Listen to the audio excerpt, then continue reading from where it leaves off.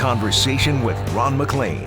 Welcome to In Conversation. Today, a very special visit with two members of a wonderfully athletic family, the Oleksiaks. We've got Penelope and Jamie. So Penny, of course, is how we know Penny, the 4-medal winner at the Olympic Games in 2016 in Rio, gold, silver, and a pair of bronze. That is the most impressive performance by a Canadian athlete at the Summer Games ever. It's funny, on our last show, we had Tessa Virtue, who is the most decorated figure skater in our country's history, and we'll stay with that cover of a magazine theme. There are the 4 medals.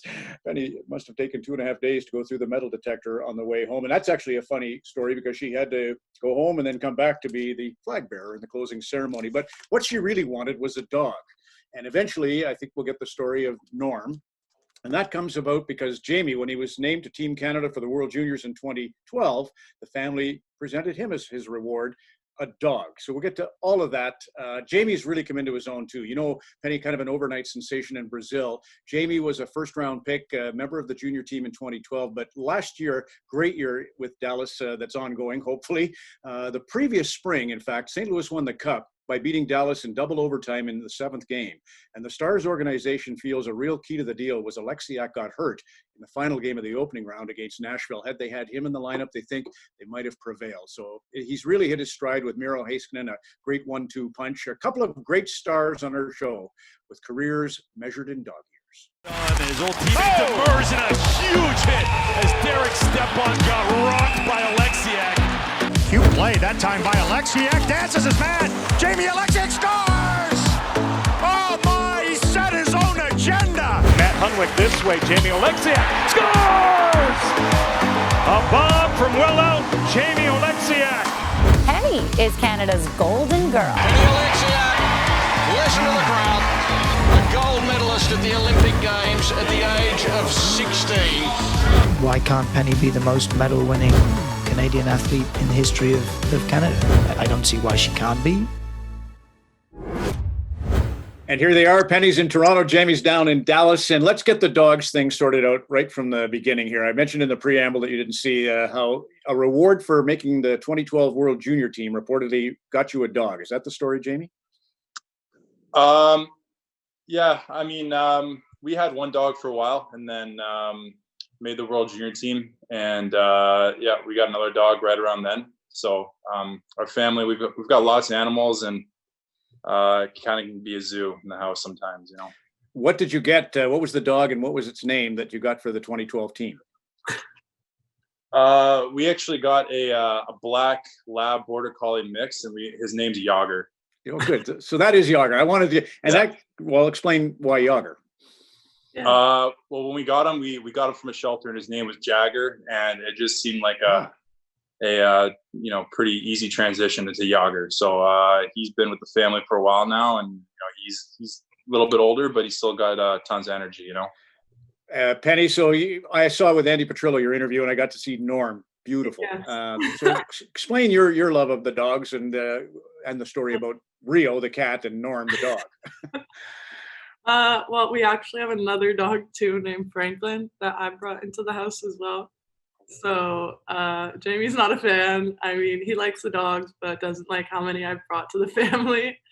Yeah. And we went from having one dog for like, I don't even know how long, like 5 years, 6 years, however long, I don't even know. But we went from one dog to another dog named Franklin to a cat named Rio that I got after the Olympics. And then after that, I got Norman, my dog, like a year ago. So I love dogs and cats. If you can, we'll show Norm at the tail end of this, no pun intended. So the Olympic experience. I have a nice photo, Jamie, of you and Richard and Allison and Haley coming to the CBC Broadcasting Center. And of course, Penny, you came in as an interviewee. But it was just so lovely to meet your family. And from what I understand, Jamie, you kind of made that happen, right? The initial family outing to go and see Penny perform? Yeah, I mean, when she made the Olympics, obviously it was a huge moment for her family, and we wanted to get a chance to experience that with her. And, you know, just coordinating me and my mom, you know, she's really good at planning things out and to kind of be able to book, you know, hotels and, you know, Airbnbs and flights and all that. So just work with her. We thought it was, you know, how many times we're going to get to do this. So we were able to kind of work out a way to get down there and to, see her event as well as other events that Canadian athletes are participating in. And like I said, it was just a big moment for the family. I'm glad we all got a chance to experience that together. And Penny, pick up on the story, because no one planned to be there and watch you carry the flag in the closing ceremony, which is just unbelievable. But just maybe tell us about how you go home and come back, that whole story. Yeah, I mean, right after the Olympics,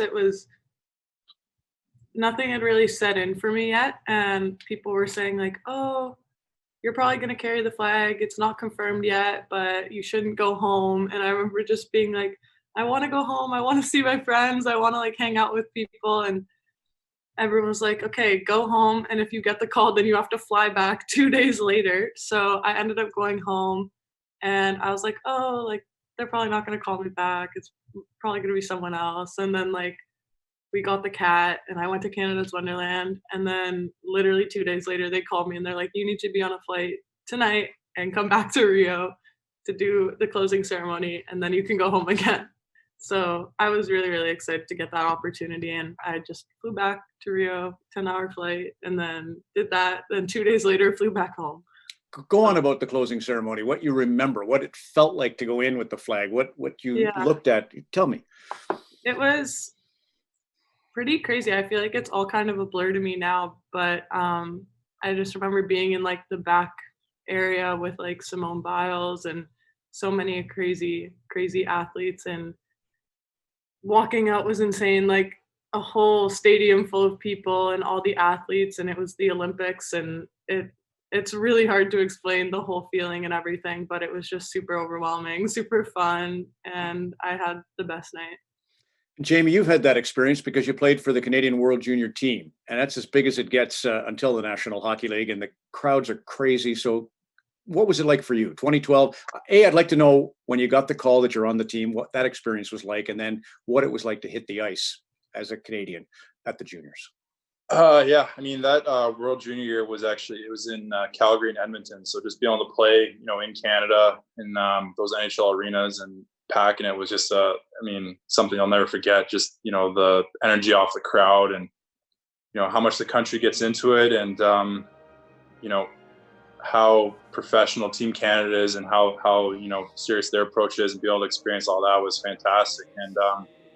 And just making the team, I just remember it was a lot of stress. You go through camp, and then they do the old, you're staying in a hotel, and they call you, I think it was at 6 a.m. or something. And, they let you know if you made the team or if you don't. So you're kind of waiting on that call. And, fortunate enough, I was able to make the team, and you just kind of get a rush of emotions. And, like I said, looking back on it, it was something I'll never forget about. And I was very fortunate to play for Team Canada, and getting to know those guys too. We had a great group of guys, and a lot of guys that have had a lot of success in the NHL, and kind of follow their path throughout the years has been fantastic. And like I said, it's going to be something that I'm going to look on and cherish the rest of my life. Well, Jamie, give me a shout out on a few of those names. Who are some of the buddies that picked up from Alberta? Dougie Hamilton. I played with him in Niagara. He was on the team. Strome, Stone. We had a loaded, pretty stacked up team. Byzantine. So it was a lot of fun, like I said, and still try and keep in contact with a lot of those guys, and it was a cool experience. I just saw Mark Byzantine at the grocery store here in Oakville. What are the odds of that? We're in quarantine, isolation, and I run into Mark. His legs are a mess, as you know, he paid the price for a great young career in hockey. Absolutely. Hey, Penny, comebacks, because Jamie's involved in one of the greatest comebacks, and I'll get to that in a second, but yours is a great one in the 100-meter final. You're seventh at the turn. You're literally a second off the lead. Yeah. Are you aware of any of that as you go to the wall for the turn? I always kind of take it out a bit slower than I bring it home. So, I knew I would be able to bring it home, but I didn't think when I was turning and I was behind everyone. I remember at the wall literally turning and being like, oh goodness, I'm really far behind right now. And I didn't know if I could bring it back, but I ended up being able to do that. And it was pretty awesome and gave me a lot more confidence after that race, I guess. You had two amazing comebacks. One fell short, obviously, and that's the World Junior Championship. You get the bronze medal later, but it's the semifinal against Russia, Jamie. That's one of the great games ever. Russia's leading 6. Were you there, Penny, by chance? Which? At the World Junior for? Yeah, we were there for everything. Oh, good. So you give your feeling first. It was 6-1 Russia, third period, and it starts. What do you remember? Penny, you first. Personally, I mean, I was like 11 years old, 12 years old. I just remember going and being so excited to like cheer him on. I remember we got a bunch of Team Canada gear and everything like that. And I just remember going to the games, and even that last game that they were in, being there, and the crowd was so excited, and it was just a really fun experience to be there and support him and support Team Canada. Jamie, what's your recollection of 6-1 Russia midway through? You know, I remember Kuznetsov swimming, right? So Penny's a swimmer. You wouldn't knock swimming, but you might knock Kuznetsov. What do you remember? I mean, I think Canada-Russia games, there's always a lot of emotion in those games. There's always, it can get pretty good rivalry. So, we were down pretty significantly there during the game. And again, I think just the energy off the crowd once we kind of got going and we're able to put a couple big goals in and, gain some momentum. I think we kind of really fed off of that. And again, I think it just kind of speaks to the perseverance of the group. I mean, obviously, didn't pull through there in the end, but I think it just showed, we didn't give up, and, we played with pride. And like I said, I think the energy of the crowd was really, a big part of that game for us, the team. It was incredible to watch. Chase Vasilevsky, all of it was just so memorable. And then to win the bronze after that disappointment, that's huge too. So congrats on that. Now we'll go a couple of years ahead to, it's June, and you're in St. John's, Newfoundland with 5 days off after Game 3 of the Calder Cup final. And I think to myself, as you fall behind 3-0 in Game 4, well, of course they fall behind. They're been on George Street for the last 5 days, wouldn't they be? But that's not how it ended. So pick up the story there. You're down 3-0 to St. John's in Game 4 of the Calder Cup. Yeah. So I mean, that was kind of a crazy experience too in the AHL. I mean, as you said, we had a 5-day break, and we definitely got to experience St. John's a little bit. Did a little bit of sightseeing, and beautiful city. And again, I think we had a very persevering group, and we had a group of guys that were really close, and we really honestly just had fun. We enjoyed being around each other. We enjoyed being at the rink, and we knew how serious the occasion was, but at the same time, we really wanted to play for each other and make it a memorable experience. And I think when you're kind of playing with that emotion, just kind of enjoying the game and enjoying the moment, you can really surprise yourself with what you can accomplish. I think that was the case in that series. I mean, a lot of those games were really tight and went to OT, and I think we had a group of guys that really were down to support each other. And like I said, we never got too worried about being down or, what the situation was. We just, like I said, played for each other and make sure that we were all really positive and supported each other. And, it worked out in the end. And, again, another experience that I'll never forget. Well, because the crowds at Mile 1 were just as crazy as the crowds at the World Junior in Alberta. They truly were. And for you to win 3 in a row in overtime in St. John's, just amazing. So that brings me to Penny, I guess the mental toughness that you both exhibit. I've read so many things that your mom and dad have said, Allison and Richard, and almost always it comes from a position of love, unconditional love, and that escape. What Jamie just mentioned about having, sightseeing time, you've always built that into your life. Is that because of mom and dad, or is that, because of Jamie, or where do you get that? I feel like my parents, especially once I went to high school and everything, they were very strict about creating a schedule for my weeks and having time to train, having time to recover, having time to see friends, having time to hang out with family and everything like that. So they wanted to make sure that I had as close to a balanced lifestyle as possible and could be a normal teenager, but also do what I wanted to do. And they just taught me to value certain aspects more than others. So training, they would always tell me well, if you want to be the greatest, you have to have some sacrifices in your social life or something like that. And I mean, when I was 14 years old and first in high school, I didn't really understand it, but now I think I'm really appreciative that they did that for me, and they really instilled that in me now. Having said that, you went to Jurassic Park, right, during a Raptors playoff run, while you knew you had to be up at the crack of dawn? Yeah, I mean, I'll sometimes, if something crazy is gonna happen, I'll sometimes push it a little bit, but I know my limits. I know my limits. Yeah, that's good. No, I think that, Jamie, you go on about that, because you and Miro Heiskanen, I was also saying in the preamble to this, you're a dynamite duo, and I really can't praise you enough on the year you were having here and the year you had the year previous, because the stars all feel had you been healthy coming into round two, the Blues might not have won that seventh double overtime game. So what's your little secret approach to a good team and success mentally? I mean, I think one thing I've picked up through the years is just, the practice and the repetition, how key that is to kind of giving you success. And I think, when I was younger, you kind of looked at practice and, it got kind of tedious sometimes, and you kind of thought, you could just show up for games. But I think one thing I've noticed being in the league as long as I have, and noticing guys that have been around the league even longer, is just their approach every single day, and, how much they come to the rink and they show up to get better and they show up to improve. And I think every day, if you, work on different skill sets, or even just developing chemistry with different players, and watching different guys. I mean Miro, he's a name we're going to hear in the league for a long time. And I watch him practice now, and I think he's been playing the league for 10 years. You know what I mean?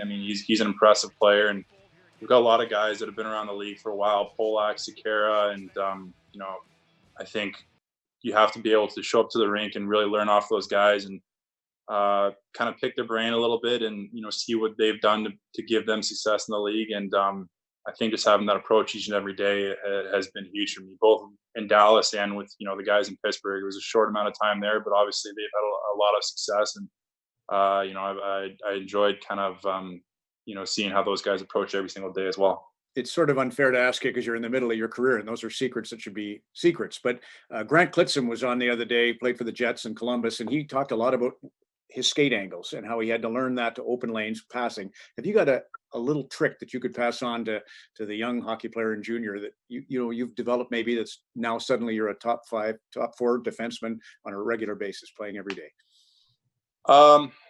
Yeah, I'm still figuring out a lot of that myself, so it's hard to elaborate on it. But I think being a bigger guy, I think using that to my advantage in terms of using my stick and forcing opponents, not giving them a lot of space, make sure that you kind of angle them off into the areas of the ice that aren't dangerous, right? You want to keep them the outside and keep them in the corner, and just using your physicality to eliminate guys from the play, and to make sure that they can't get things going offensively is something that I've definitely tried working upon, and I think is an aspect of my game that I'm constantly trying to improve, and is a huge asset for me, even now. You broke up a great 2-on-1 just before Nemeth scored in Game 5 of your Calder Cup win. I want you to know that. Penny, do you have one? Like Anna Mae Pierce is a breaststroker, but her thing was head down. She had to learn to keep her head down, and she, if you could believe it, her coach Joseph Nagy looked at her pinky or her ring finger. There were air bubbles on her ring finger coming out of the turn. He said, "That's not, your hands are wrong." Could you give me a little secret of the Penny Oleksiak secret to fast? Secret. I'd say I'm just very diligent with my pull, and I always try and stay over my shoulder when I swim. And even in training, there's people in my group that are like, "How do you pull water like that?" And my trainers and everything say I have a pretty good pull. So I just try and stay over my shoulder all the time and don't let my arm slip through. But that's kind of my little tip. But it hurts your shoulders a lot. So yeah, I know you've been through that, but that's okay. Hey, listen, I have some obviously Instagram and Twitter folks would love to ask you a question, and if I can find the list of those questions, I will ask you between the number 1 and 4. Jamie, you pick between 1 and 4 for a question. 3. 3 is from Lacey_Campbell 11. Asks, favorite player growing up or someone you try to emulate? Hungry. Okay. Well, favorite player growing up, probably Scott Stevens. I think he had a huge impact in the game. Obviously just the checks he was throwing. He was such an entertaining player to watch, and the success that the Devils had. during his tenure there. I think, he was always a guy that I liked watching his highlights. I always remember going to games and we'd have the DVD player down on the caravan and we watching, the Rock'em Sock'em video clips, and, Scott Stevens would always be on there, and I always really enjoyed watching his highlights, In 2003, when they won Anaheim, they played Game 6, and he did the calisthenics at the hotel. We were staying in the same hotel, and Sergei Brylin and him would run the team through. Tverdovsky too, all the stretching. Unbelievable, Scott Stevens. What a leader. Between 1 and 4, but 3 is gone. Penny, do you want to pick a number? 1. Number 1, Dustin _ KEKA. So I'd say Keck14 asks, do you have any superstitions that you practice before big games or competitions? These are secrets.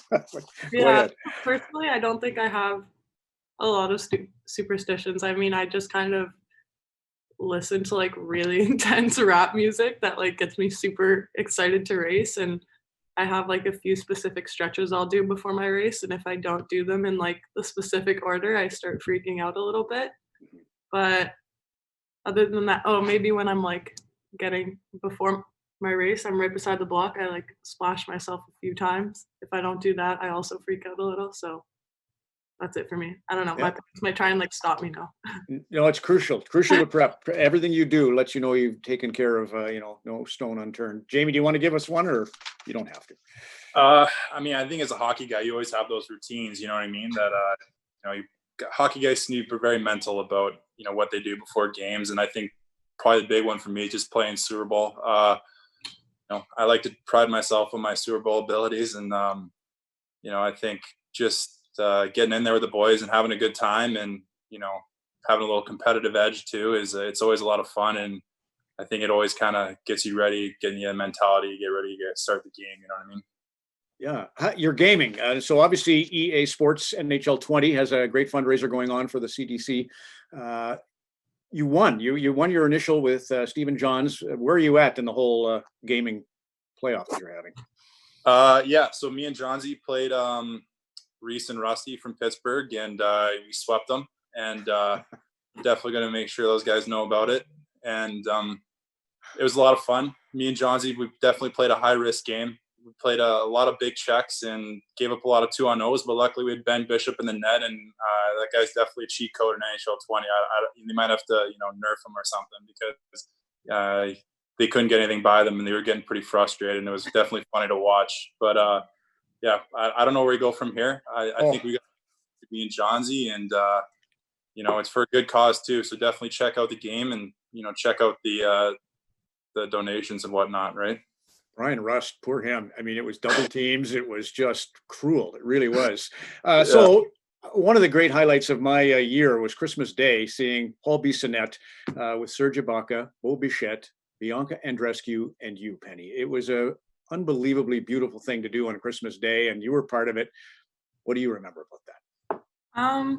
It was just such a fun experience to sit down and have dinner with all those amazing athletes. I mean, I don't think if I was like 14 years old and you told me that, when you're like 19, you're going to sit down with like Serge Ibaka and Bianca Andreescu after she wins the US Open, and like Paul and Bo and everyone. Like, if you told me that when I was 14, I would not have believed you at all, because it's just so crazy that I get to experience stuff like that, and getting to learn from each of them and see how seriously they take everything they're doing in their everyday life to be where they are is super awesome. And just getting to eat everyone's favorite food was also fun. So that was nice. Congolese goat, how was it? It was delicious, honestly. The soup that Serge had prepared for us was amazing. I love that. The goat wasn't too bad. I mean, I've had goat before, so it wasn't a big surprise. But one other thing about food, Cheerios. You're on the box right now with Lori McRitchie of Airdrie, Alberta. That's a really neat. Tell the viewer what that's about. So I am still on the Cheerios boxes that are going to be coming out in the next couple months, and they're going to be in stores, and I'm super excited for that. But Cheerios pretty much redirected like $1.5 million to Food Bank Canada, and they're really, really helping all these like food banks out and food bank workers out, because they just want to spread the word about food banks in Canada and their importance. And I'm on my digital box that's coming out soon. There's going to be Lori McRitchie, and she is super sweet. I got to do a video call with her, and she taught me kind of about everything that she's doing in her community and how her team is doing so much and how important food banks are right now. And they're, for like the first time ever, being considered essential. So it's just super awesome to learn about that and learn more about what I can do to help if I can. It's fantastic. And Jamie, we'll maybe close with just your family, because I'll have a Drake lyric for you at the end of this. Yeah, that make you happy? I had to dig deep, Penny. Everybody loves Drake. Oh my God, he did a Canadian concert, the closing comments the other night. Did you see that? Mm-hmm. Oh, it was unreal. Yeah, he was really impressive. So your family. So why don't you run me through mom, dad, and the rest of the family, Jamie, and the sports that they were in, and why sports has been such a big part of the family's life. Yeah. So, I mean, growing up, our parents always kept us active. My dad, he did a little bit of everything. I mean, he played some football. He ran track with his big thing. You know, he was a big rugby player, but I think, you know, after a lot of wear and tear, he wasn't able to do that anymore. You know, my mom, she did some swimming, and then I obviously, you know, hockey was my go-to, starting young. Penny, she did a little bit of everything too. I mean, she did gymnastics. I think that's where she started, and she didn't start swimming until later. And then we have my middle sister as well, Haley, and she's honestly probably the most competitive person in our family, and everything she does. I mean, when she was younger, she was a big time figure skater, and you know, she was always supposed to be like the star. And then she went to Northeastern, the university I went to, and she was a rower and had a lot of success there. And she always seems to be, you know, trying different sports out. I mean, I think right now she's trying to get into bobsledding, so that's her big passion. And you know, like I said, she's very competitive, so anything she puts her head to, she usually is able to do well in. So yeah, those are kind of all things we've gotten into. And then I have an older stepbrother as well, Jake, who played hockey, and you know, he was always kind of getting in trouble. He definitely enjoyed more the getting in people's faces aspect of the game. And you know, unfortunately, injuries kind of derailed his career, but he is, you know, it's always fun kind of reminiscing with him and his days, and he still has the beer hockey and whatnot. So yeah, it's we got a good dynamic in the family. Oh, and my nephew Sam as well, my brother's son, he plays baseball, and I guess he's supposed to be, you know, the next up and coming Oleksiak. So yeah, it's always exciting to catch up with everyone when we get little family get-togethers and see how everyone's doing. And you know, definitely you know, enjoy old times and, you know, embrace the new, right? I just love it. And you know, Kylie Moss, obviously Cindy and Louie, her parents, you would know Penny, she was a great little hockey player. So you've got a good training mate there. Congratulations on all that you've done. And I know it'll be aggravating to have to wait the year, but good luck in Tokyo. And Jamie, congrats on the season you've had. Just truly a fantastic year for you there. Hope we get back to see you on the ice this summer. Right on. Thank you. Thanks for having us. This makes you feel good about sports, doesn't it? Thanks again to Penny and Jamie. Coming up again Friday, 7 o'clock Eastern, 4 Pacific, a neat connection. It's the coaches of the two major Toronto teams all winter. Nick Nurse of the Raptors and Sheldon Keefe of the Maple Leafs. And as always, we close with a song lyric, Penny's favorite artist, Drake. If ever I loved you, I'll always love you. That's how I was raised. That's Drake. For all of us, thanks for watching. So long for now.